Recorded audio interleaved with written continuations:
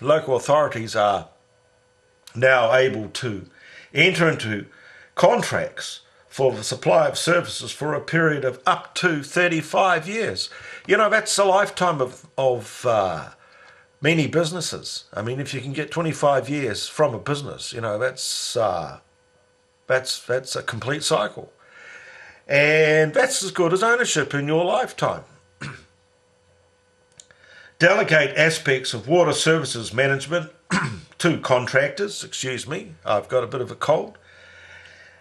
To lease water assets from the private sector, provided that the assets are transferred to the local authority at the end of a period of agreement. So we give the assets to a profit taker for a period of 35 years, and at the end of those 35 years they're given back. Well, so what? That's as good as ownership.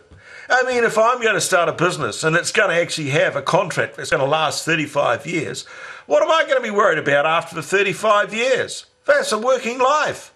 You know, this is privatisation, and they're privatising public assets, public property. Water is public property, and it should not be privatised. So you're going to have water delivered to you. Is it going to be just at cost? Absolutely not. It'll be at cost plus profit. Profit is an extra cost to the consumer when you start engaging with business. And I think it's great that we have business. Businesses can innovate and do interesting and creative things. But businesses also survive on profit. Now, local government or governments have access to revenue through taxation. They don't need to make profits. We want to have core services delivered to us at cost. End of story. However, the privatisers have got in there and they're actually totally involved with government and local government, and they're getting a piece of the action. And no longer are services delivered to us at cost. We're paying for the profit of the profit takers. They're privatising the profits and they're socialising the losses. I've said it before, and when things go wrong with these 35-year contracts, guess who's going to pick up the costs? It'll be us, the rate and taxpayers, those people who actually carry the burden. The homeowners, the working people, they pick up the costs when things go wrong. We've seen it with the banks and the finance industry. It's great while the profits are being taken, but as soon as there's a problem, they come knocking at our door and saying, help us out. And what do? They get huge bonuses. We've seen this recently at a local level with Wellington in the appointment of profit takers to Wellington's water delivery CCO, and the incredible 50% increase to the directors' fees at a time when everyone else was struggling. And so there you are, an example of privatising and socialising the losses. Right, let's move on and look at other aspects of what's happening here. Water. Water is public property. Water is not for profit.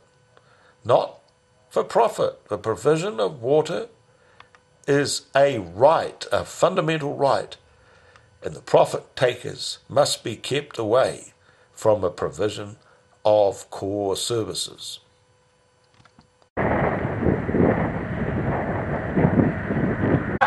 Of contracts, when the companies are misbehaving, then the companies will try and sue them for lost earnings, or they'll try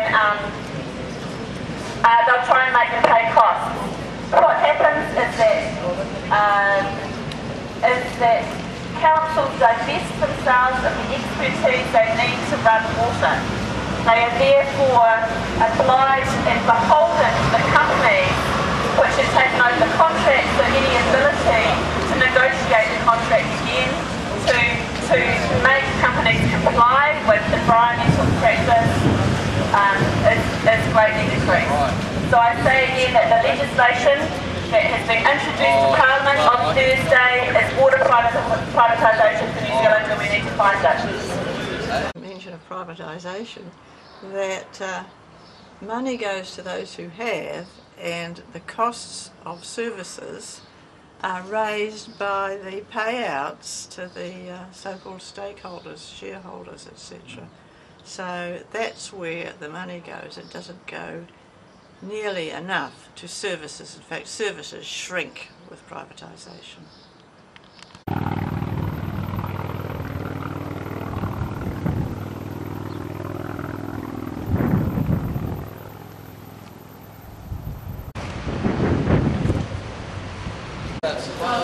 P is for profit, pollution and plunder.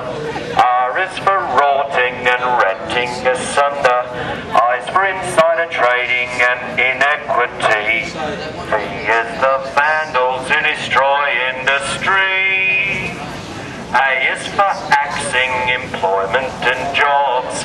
T is for tax breaks for those at the top. Where are we up to?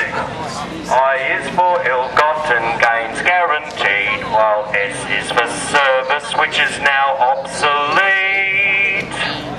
A is for avarice, a posh word for greed. T is for taking much more than you need. I is for if only we'd known that N is the nothing, which is what we now own. There you go, folks. The privatisation nursery rhyme.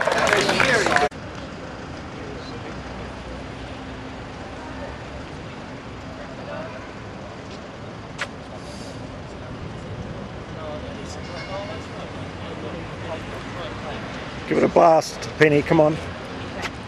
This. Water has been absolutely pivotal to the super city, and it's a corrupt corporate coup. Right now, the program manager for the Auckland Transition Agency, leading the integration of water services in the Auckland region, is Mr. Graham Wood. Mr. Graham Wood is a former managing director of United Water South Australia.